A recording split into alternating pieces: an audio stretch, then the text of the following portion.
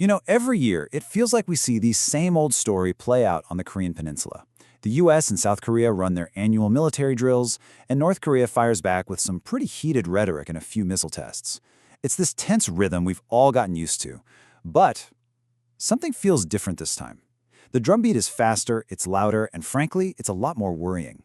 So let's get into why this year really isn't just business as usual. Take a look at this quote. This is fresh from Kim Yo-jung, Kim Jong-un's sister, and really one of the most powerful voices in North Korea.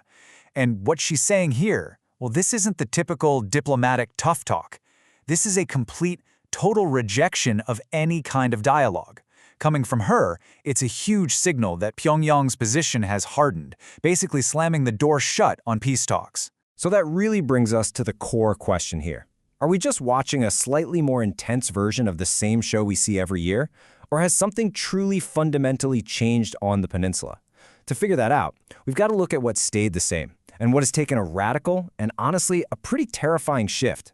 All right, first up, let's talk about the one constant in this whole equation, those military exercises. These are not new, not by a long shot. In fact, they have been the absolute bedrock of the US-South Korean alliance for almost 70 years. And the reason they even happen goes all the way back to the end of the Korean War.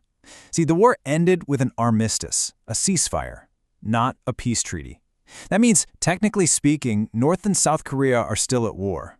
And because of that, US and South Korean forces have always had to be ready to fight.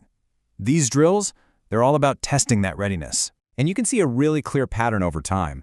The exercises have always evolved to counter whatever North Korea was doing. They started small right after the war. Then they got bigger and bigger, especially during massive operations like Team Spirit, which had over 200,000 troops.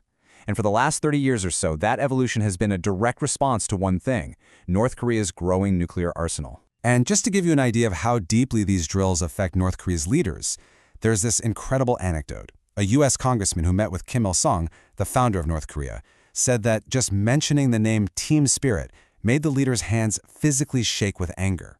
So for them, this isn't just about strategy, it's personal, and that feeling has been passed down through 3 generations. But here's where the story starts to change, because it's not just about the US and South Korea anymore. The alliance facing down North Korea has gotten bigger, and that changes the entire strategic map of the region. We're talking about Japan. Japan's role has completely transformed. It started out as just logistical support during the Korean War, basically a home base. But now, we're talking active military and operational cooperation. This shift is a huge deal, because it means any conflict on the peninsula would almost certainly involve Japan's military, and that dramatically raises the stakes for Pyongyang. And this isn't just some informal handshake agreement. The US, South Korea, and Japan have actually formalized their partnership. It's called the Trilateral Security Cooperation Framework. What that means in plain English is deeper intelligence sharing, more coordinated planning. They're working together more closely than ever. If you're North Korea, that looks an awful lot like a powerful 3-country military alliance setting up shop right on your doorstep. So, how does North Korea respond to this strengthening 3-way alliance? Well, they know they can't compete head-on with conventional forces, planes, tanks, ships. So, they've doubled down on what military folks call an asymmetric strategy. Basically, finding other ways to pose a threat. And their strategy is really to hit from every angle at once. Of course, you have the nuclear weapons, but they also have a massive amount of artillery aimed right at Seoul, holding the city hostage. They've got 200,000 special forces ready for infiltration. They wage a relentless war in cyberspace. And all the while, they keep building more and more ballistic missiles, hoping to overwhelm any defenses. And make no mistake, this threat is not just theoretical. It is growing right now. Look at this. Satellite images just confirmed a new suspected enrichment facility was completed at Yongbyon, and experts think that one building alone could produce enough material for another 3 to 4 nuclear bombs every single year. They're also getting smarter about protecting their nuclear weapons. They're putting them on new warships, nuclear-capable missiles on destroyers. This creates a sea-based nuclear force, which is a game changer. Why? Because it's a lot harder for the US and its allies to find and track missiles on a moving ship than in a stationary silo. It makes their arsenal much more likely to survive a first strike. But the single most dangerous change we've seen might not be a new missile or a new building. It's a new idea. It's a terrifying shift in North Korea's official rulebook for how, and more importantly, when it would actually use these weapons. This new doctrine is called nuclear preemption, and we need to be crystal clear about what this means. It is North Korea's official, stated policy that it has the right to start a war with a nuclear strike, not in the middle of a war, but as the very first shot, all based on their own judgment that an enemy attack is about to happen.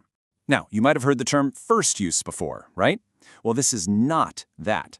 First use means you're already in a conventional war. Things are going badly, and you decide to escalate to nuclear weapons.